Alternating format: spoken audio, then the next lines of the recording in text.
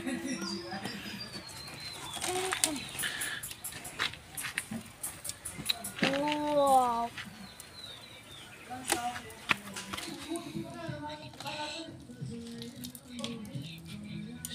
Ko mayam kamdawwe nganuse. Hi ma'am. Ma'am ahan mamaktada kanglai mubang channel na ma'am butara muchari. Ma'am asi video na bung podo lakchare. Asi video sidi nganu ayai bane ko. Nganu ayai ba aina ngasai mamang da hawkiba video do adumain taro ayai ba nganu ne aidi oven laite. Na aina oven chara aina dum oven nganu ani ne amagi ama aigi ama ko. Ado ayai bisida na te thongmam su yauri sida mai mahi leire nganu thongmai mahi sida masaga thongba leire. Ado champut khara su leire kobi ga adaiti nangkopi champut ama leire aduga sina yongchak ironba yongchak matam ne na ko. Ado mayam sigi especially sigi se hawe hawte adum mai mayam da harake ana yam hawni dikhalle pung ani hum chang mari chang na yai ni na ko. Ado yeng se char ka mayam da hawbagi mo hairage ado mayam su try tawbiyo sigi se ado mayam chana ba horage ngang su matin jole ai jole ado no ai su chana ba horage ado di mayam hawna ba tarage ado di mayam cha ba horage mayam ing taminasi ba horo set ba horo ado mayam hapeta mayam da wanjerake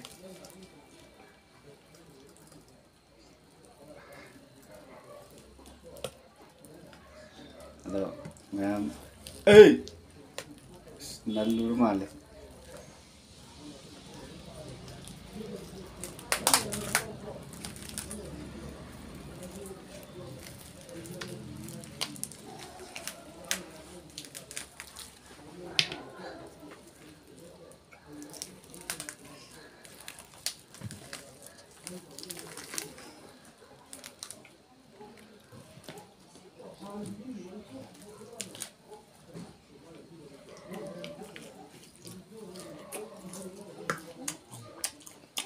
ha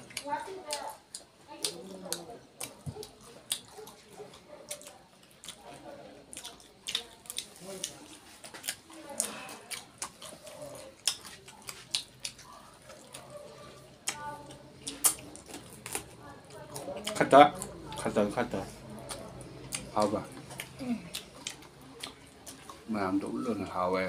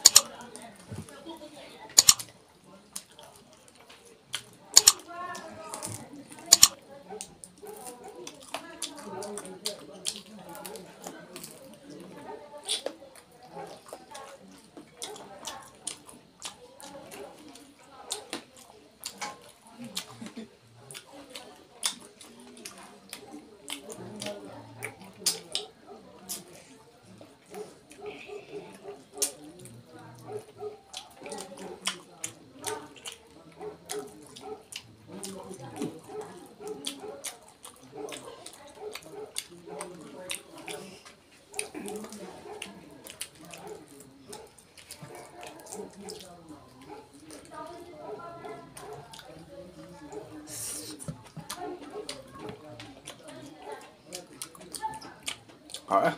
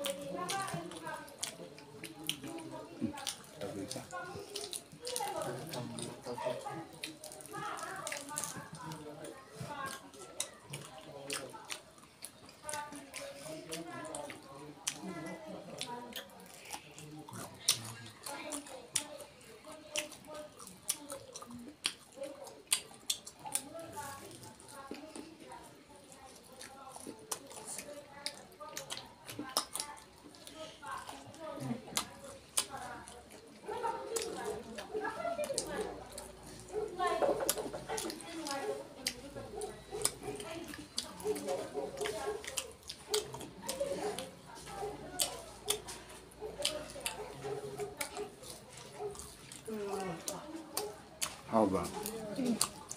딱, 딱.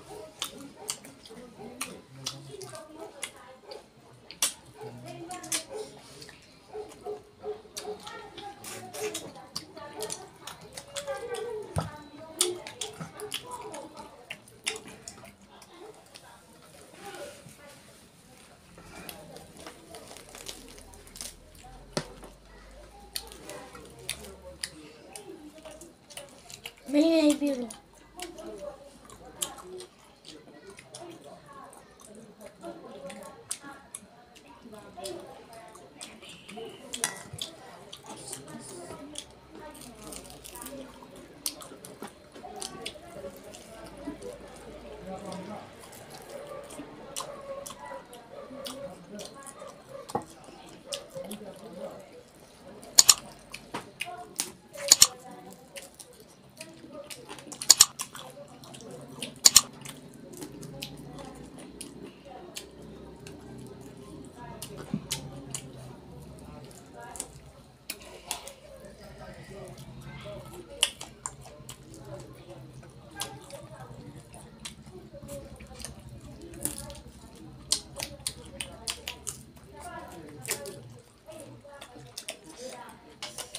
아?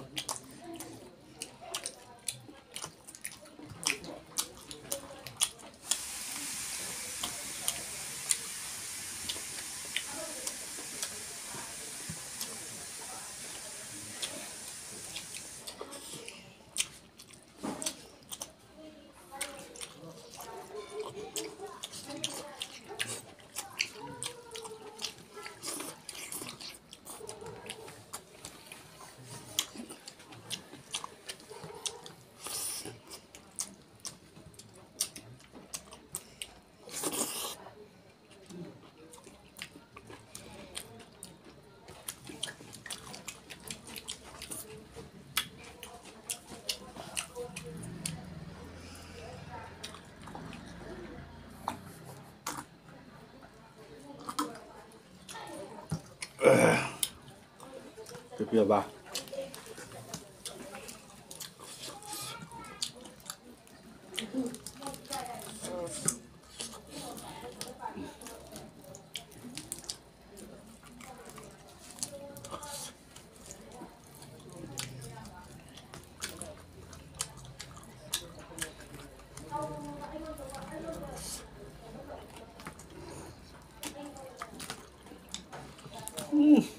มันมาซ้ำค่ายเลยอะ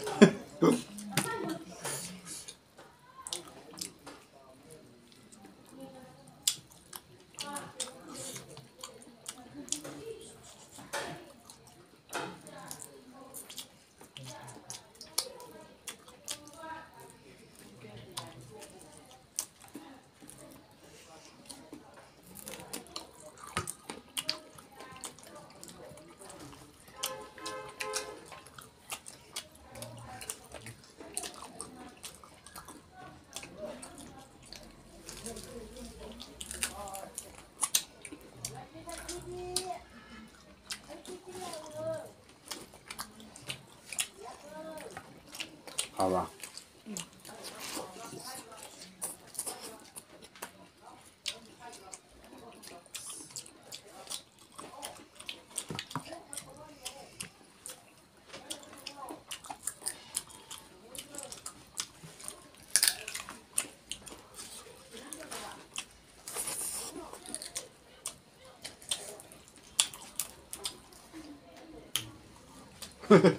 炸炸下。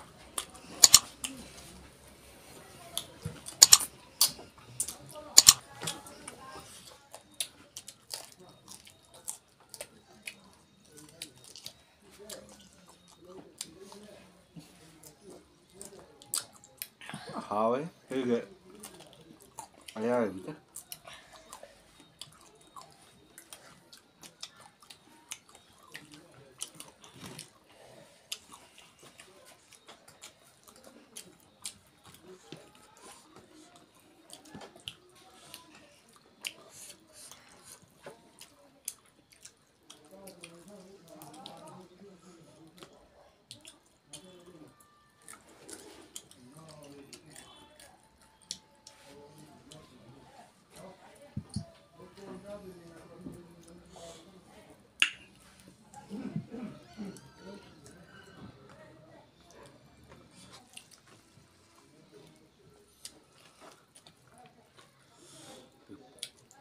Chalo, chikayo.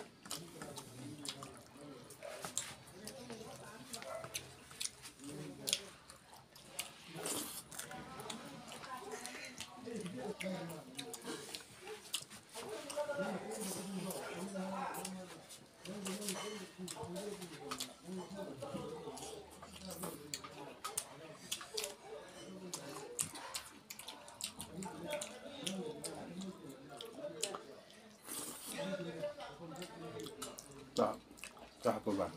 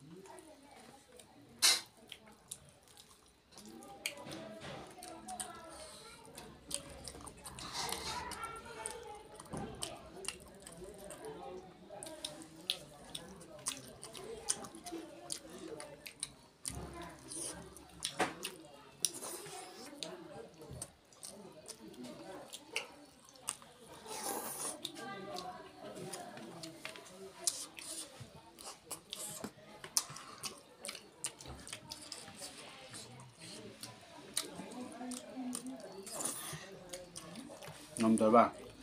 Thôi, ngâm tới tôi có.